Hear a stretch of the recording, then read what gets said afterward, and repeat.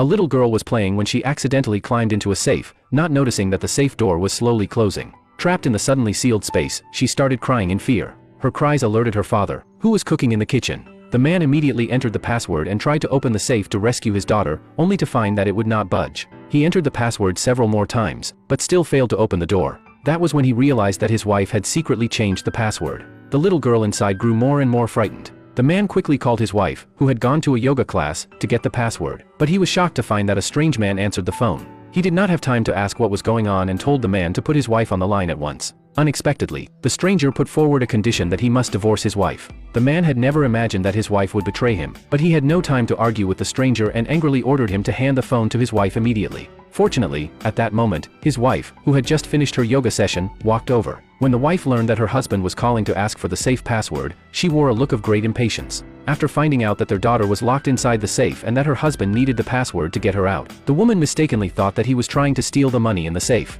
That was why she had changed the password in the first place, and she refused to give it to him no matter what, even hanging up the phone right away. As the girl's cries grew louder, the man had to comfort his daughter while calling the rescue team. Soon, the rescuers arrived at the scene. After inspecting the safe, the team leader discovered that it had a special anti-theft device. Forcing it open would trigger the internal mechanism and activate the defense system, putting the little girl inside in even greater danger. They had no choice but to try to open it anyway, but even the cutting machine overheated and started smoking. Due to the safe's special material, they simply could not break it open. The anxious man tried entering the password once again, but the team leader stopped him, warning that this was his last chance. If he entered the wrong password one more time, the safe would activate its lockout mechanism, and he would not be able to try again for a whole month. Just then, the safe's alarm system went off, indicating that the oxygen level inside was dropping rapidly. With no other options left, the man called his wife again, but she was too busy practicing yoga to hear the phone ring. He had no choice but to go to the yoga studio in person to get the password, promising to contact the rescuers immediately as soon as he obtained it. By this time, the little girl inside the safe was already showing signs of oxygen deprivation.